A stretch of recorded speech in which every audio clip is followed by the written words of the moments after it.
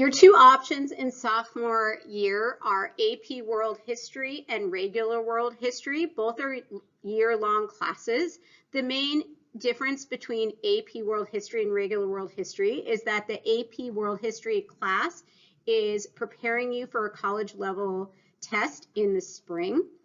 And so it is more rapidly paced, and it is designed for students who are already ready to do college level work, whereas regular world history is slower paced because it's not preparing you for a test in May. Students who choose this class generally want to improve their skills in reading, writing, or studying in general so that they may engage in more rigorous level classes in another year, or perhaps they have a rigorous course schedule already and need one class that may be able to be slower paced. This does prepare you to advance to higher level classes later on. AP World History is one of the two options you have for your mandatory sophomore World History class. AP is aimed at a test in the spring, the AP World History Modern Test, that is a national level test that is very rigorous. It can be extremely helpful for getting into college, but it is quite a difficult test. This class is aimed at students who come in already with a pretty complete package of skills and content knowledge. It's not a great class for developing your skills. It assumes that everyone already comes in with a fairly good package of skills. We can help you out a bit, but you definitely want to be able to deal with a pretty high workload and already be prepared. The class is designed to polish skills that already exist as opposed to develop skills. World History 2-3 Regular is the more relaxed of the two options you have at the sophomore year. World History 2-3 is a class designed to develop the skills of students who come from various different levels. So if you have excellent reading, but your writing still needs some work or vice versa, this is the class for you. It's a class that is a little more slow-paced than the AP test because there's a few more weeks effectively in the class because there's no spring test.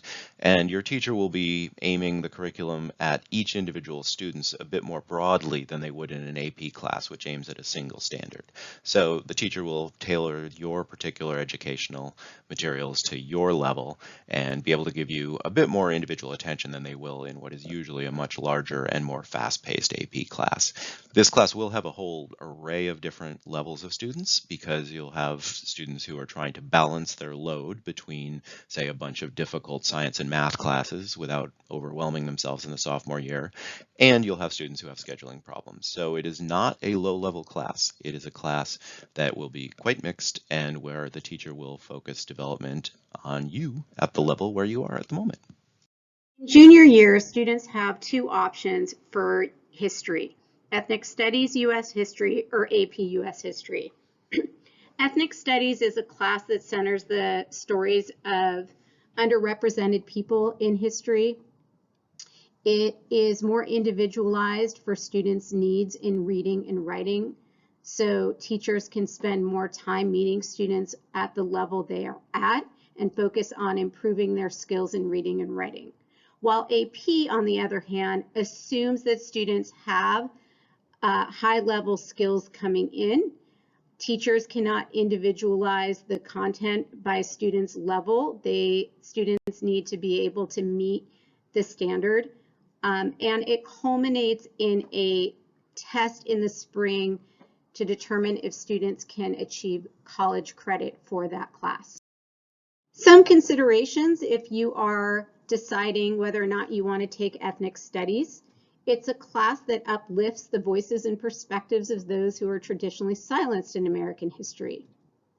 It focuses on the understanding the roots of institutional racism and the strategies that various groups have used to overcome the institutional racism and liberate themselves from the system. It's a class that focuses on how our students' identities are reflected in history.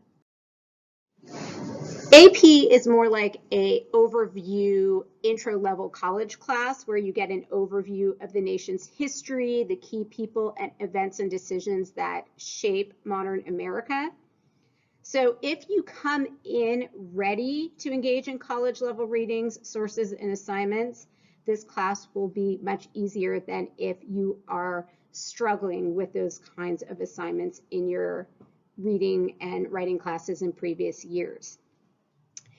You will improve on your already developed reading and writing and listening skills and analysis skills, but you have to have a good basis coming in.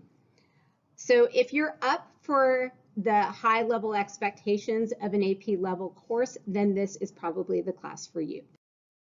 For senior year, you have two options for American government.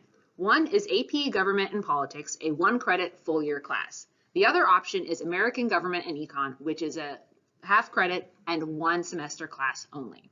In AP Gov, the focus is on depth and breadth. Over the course of the full year, we go into more detail and more depth with many of the same topics that are covered in American Government. In American Government, the emphasis is on in-class work and simulations and experiential learning. American Government and Econ is an engaging class designed to prepare you to participate in political discussion around different current events and national and local policies that affect us today. We use simulations and projects to create a supportive environment for your growth as a citizen and a student. AP US Government and Politics is an interesting and fast-paced course. It is designed for students that are independent learners and self-motivated. Students who do well in this course are ready to excel in college. We focus a lot on thinking critically, and it is vital that students are willing to engage in political discussions.